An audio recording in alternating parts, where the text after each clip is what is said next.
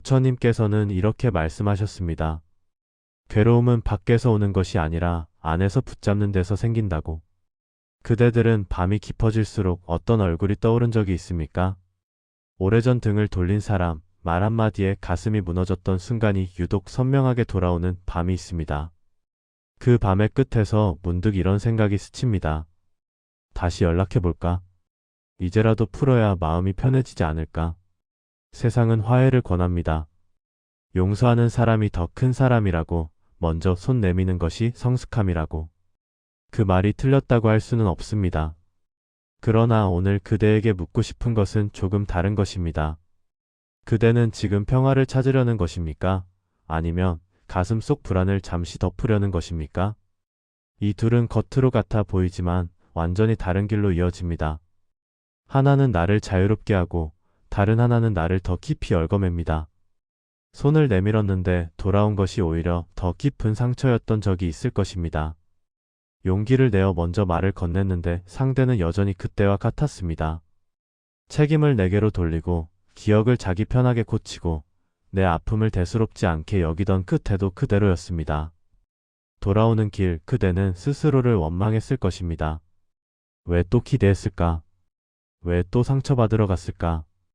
이 길을 몇 번이나 더 걸어야 깨닫게 되는 걸까? 화해는 두 사람이 함께 걸어야 하는 길입니다.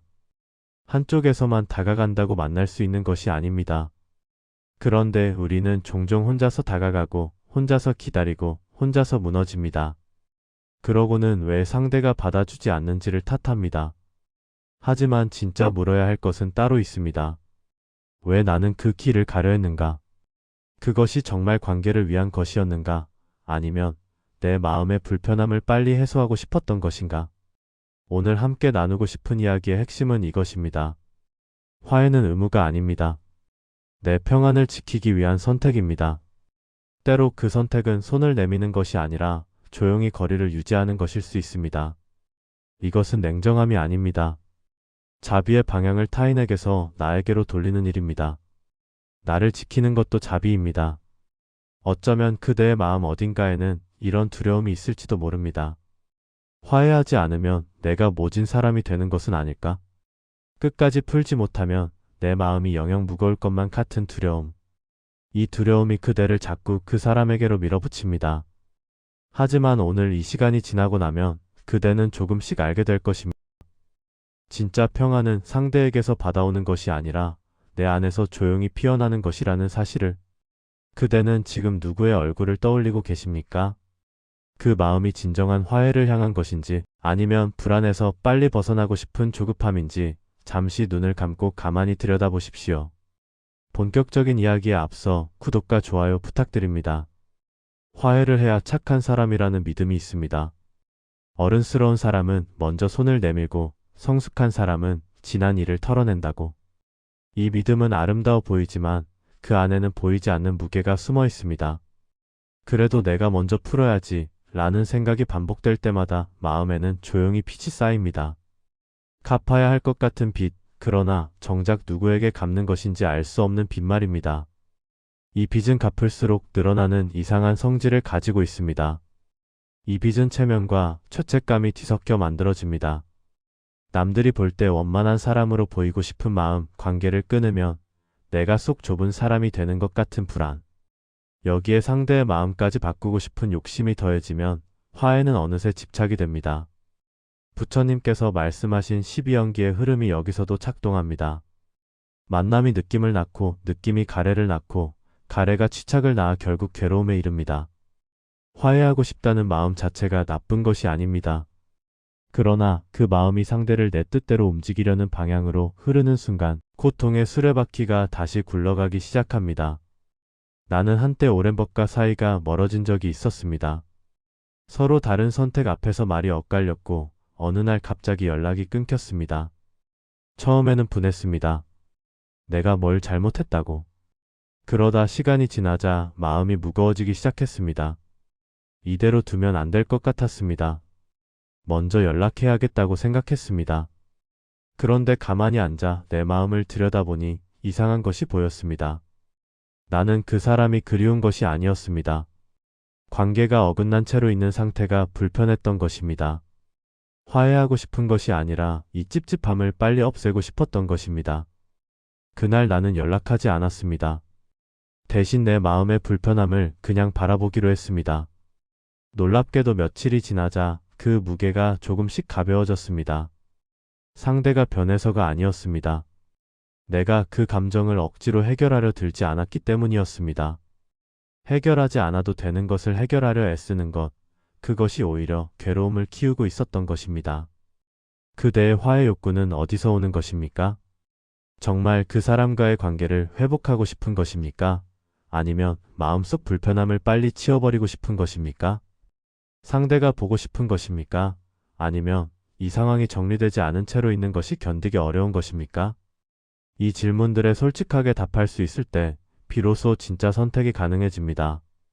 자신을 속이지 않는 것, 그것이 모든 지혜의 시작입니다. 상처를 준 사람이 변하지 않았다는 신호는 말보다 먼저 작은 것들로 나타납니다. 그것을 알아차리지 못하면 우리는 같은 상처를 반복해서 잊게 됩니다. 오늘은 그 신호들을 함께 살펴보려 합니다. 이 신호들을 아는 것만으로도 불필요한 아픔을 피할 수 있습니다.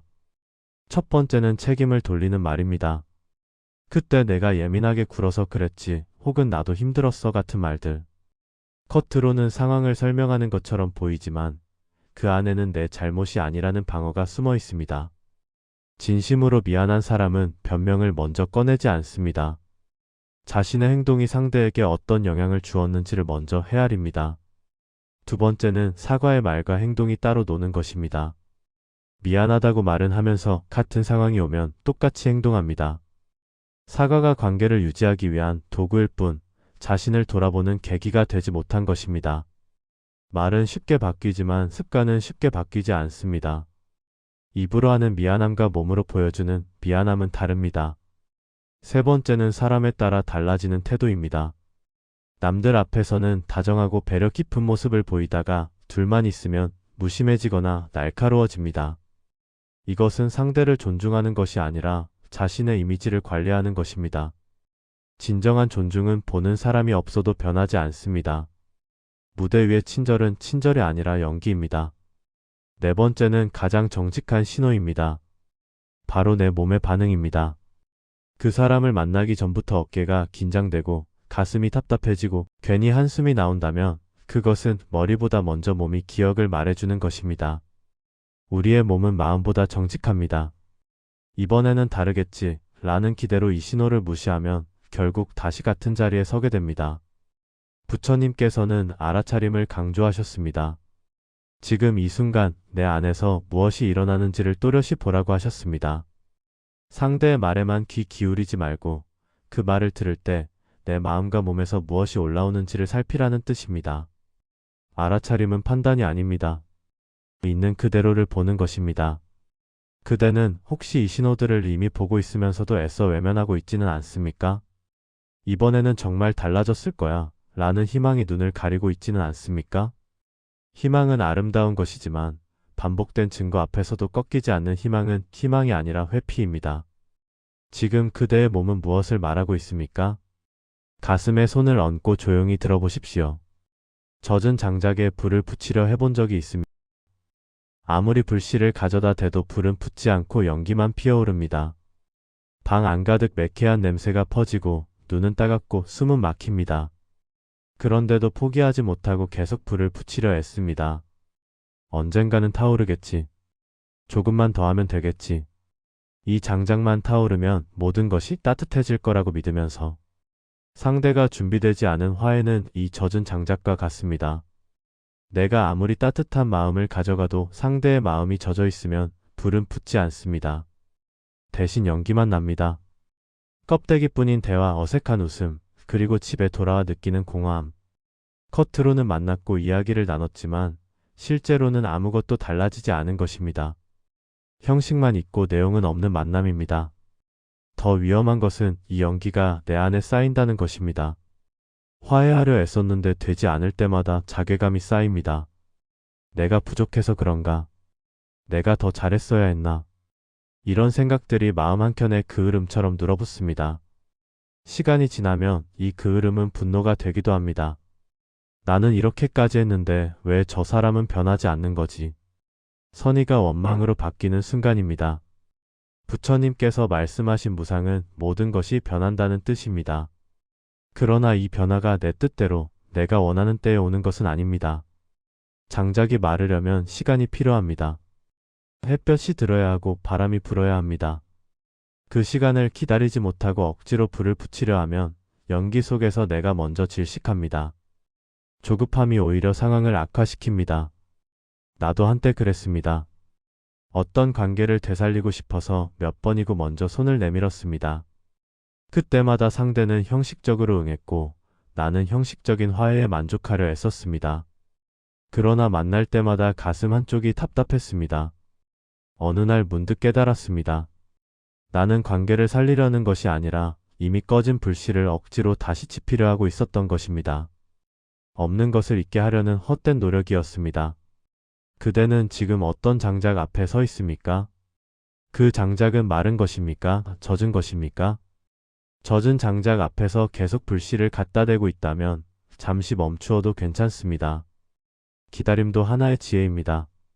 때로는 아무것도 하지 않는 것이 가장 현명한 행동일 때가 있습니다. 멈춤은 포기가 아닙니다. 때를 아는 것입니다. 상처를 잊으려고 애쓴 적이 있습니까?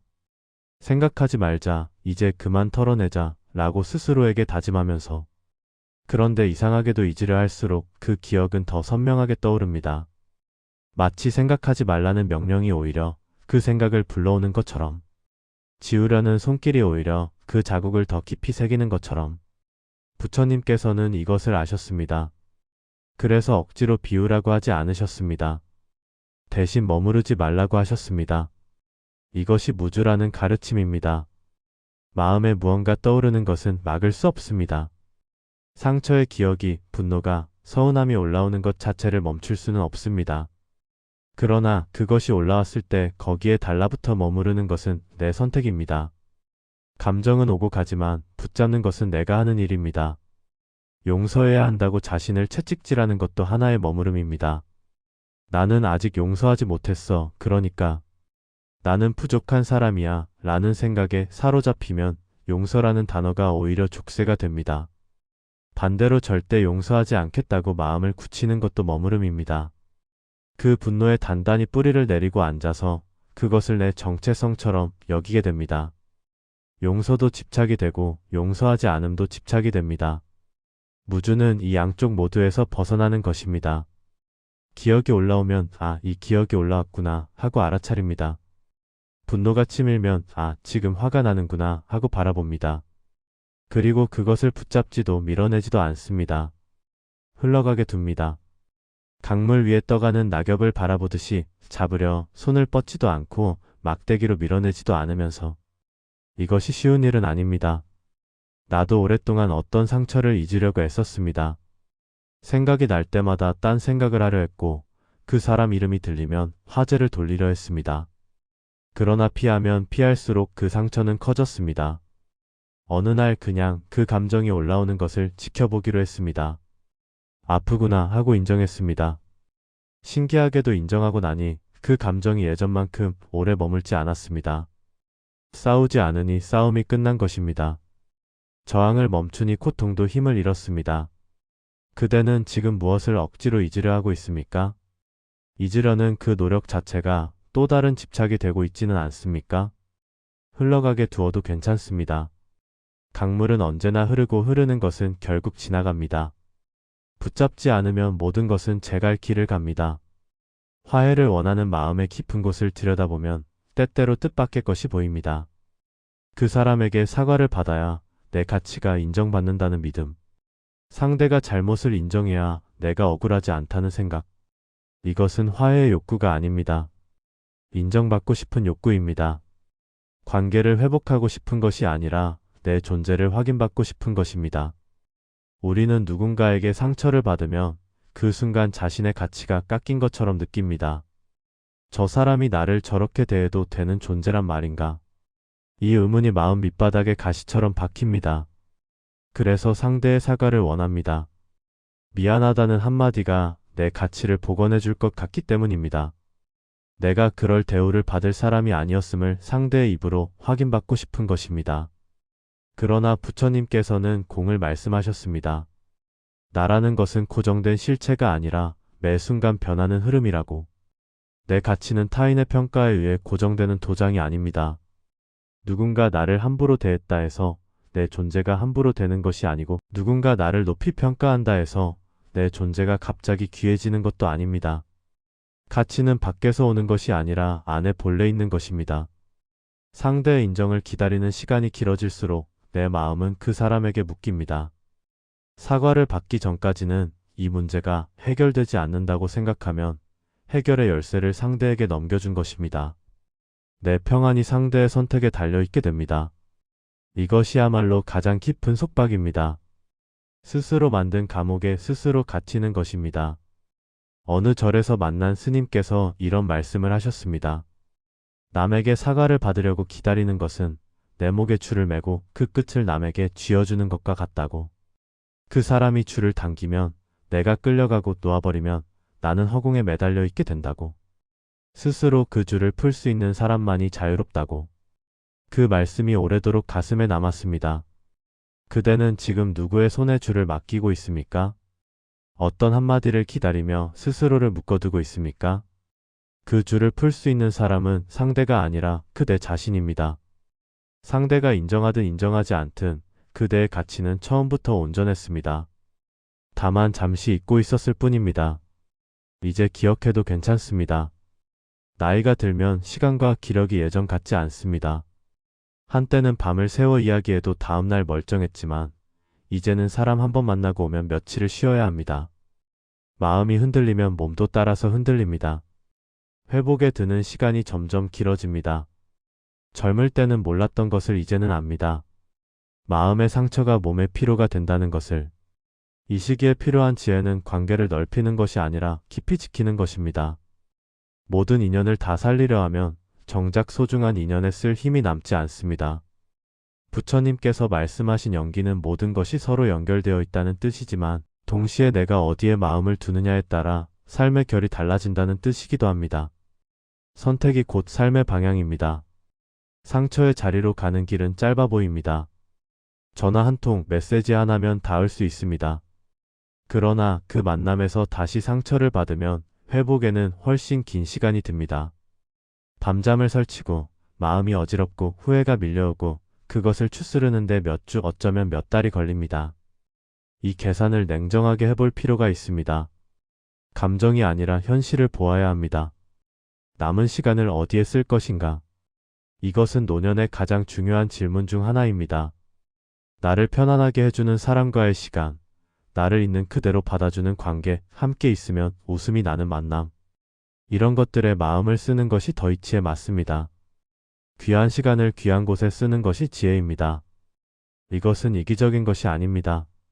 자신을 돌보는 사람이 남도 돌볼 수 있습니다. 지친 상태에서는 누구에게도 온전한 마음을 줄 수 없습니다. 내 평안을 지키는 것이 결국 주변 사람들에게도 좋은 일입니다. 텅 빈 그릇으로는 남에게 줄 것이 없습니다. 나는 60을 넘기고 나서 인간관계를 정리하기 시작했습니다. 억지로 끄는 것이 아니라 자연스럽게 연락이 뜸해지는 관계는 그대로 두었습니다. 대신 만나면 마음이 편해지는 몇몇 사람들과의 시간을 더 자주 만들었습니다. 그랬더니 오히려 삶이 풍요로워졌습니다. 숫자는 줄었지만 깊이는 깊어졌습니다. 넓이를 버리니 깊이가 왔습니다. 그대는 남은 에너지를 어디에 두고 싶습니까? 누구와 함께할 때 마음이 쉬워집니까? 그 답이 분명해지면 놓아야 할 것도 분명해집니다. 선택은 언제나 그대의 것입니다. 이제 마지막으로 거리두기의 구체적인 방법을 나누려 합니다. 거리두기는 관계를 끊는 것이 아닙니다. 나를 지키면서 상대와의 접점을 조절하는 것입니다. 문을 닫는 것이 아니라 문을 반쯤 열어두는 것입니다. 완전히 끊지도 않고 완전히 열지도 않는 중간의 지혜입니다. 첫째, 연락은 줄이되 예의는 지킵니다. 먼저 연락하지 않아도 됩니다. 상대가 연락해오면 짧고 담담하게 응합니다. 굳이 내 경계를 설명하거나 정당화하려 애쓰지 않습니다. 왜 연락을 안 하느냐는 질문에 길게 대답할 필요가 없습니다. 요즘 좀 바빠서 정도면 충분합니다. 설명이 길어지면 변명이 되고 변명은 또 다른 대화를 부릅니다. 간결함이 힘입니다. 둘째, 감정을 풀 때는 조용한 방식을 택합니다. 그 사람에 대한 서운함이나 분노가 올라올 때 누군가에게 쏟아내고 싶은 마음이 들 수 있습니다. 하지만 험담은 잠깐의 시원함을 주고 오랜 찜찜함을 남깁니다. 대신 글로 써보십시오. 아무도 보지 않을 일기장에 혹은 쓰고 나서 지워버릴 메모장에 산책을 하면서 마음속으로 하고 싶은 말을 다 해보는 것도 좋습니다. 중요한 것은 감정을 밖으로 보내되 관계를 더 복잡하게 만들지 않는 것입니다. 바람에 날려 보내듯이 흘려보내십시오. 이것은 상대를 벌주려는 것이 아닙니다. 나를 살리려는 것입니다. 자비라는 것이 반드시 타인을 향해야 하는 것은 아닙니다. 부처님께서는 자기 자신을 해치지 말라고 하셨습니다. 나를 아프게 하는 자리에 계속 나를 갖다 놓는 것이야말로 스스로를 해치는 일입니다. 거리를 두는 것은 냉정함이 아니라 자비의 방향을 바꾸는 일입니다. 밖으로 향하던 자비를 안으로 돌리는 것입니다. 오늘 이 시간을 시작하면서 나는 그대에게 물었습니다. 그대가 원하는 것이 평화인지 아니면 불안의 해소인지를. 이제 다시 묻습니다. 그대는 이 질문에 대한 답을 찾았습니까? 8장의 이야기를 함께 지나오면서 무엇이 보였습니까? 평화는 설득으로 오지 않습니다. 평화는 거리에서 자랍니다. 가까이 있어야만 관계가 유지되는 것이 아닙니다. 때로는 떨어져 있을 때 서로가 더 온전해집니다. 그리고 그 온전함 속에서 언젠가 다시 만날 수도 있고 만나지 않을 수도 있습니다. 어느 쪽이든 괜찮습니다. 중요한 것은 만남이 아니라 평안입니다. 결국 남는 것은 내 마음의 고요뿐입니다. 누가 사과했는지, 누가 먼저 손 내밀었는지, 누가 더 어른스러웠는지는 중요하지 않습니다. 오늘 밤 잠자리에 들 때 내 마음이 편안한지 그것만이 중요합니다. 그대에게 오늘의 한 줄을 남깁니다. 평화는 설득이 아니라 거리에서 자란다. 이 한 줄을 가슴에 품고 오늘 하루를 조용히 마무리하십시오.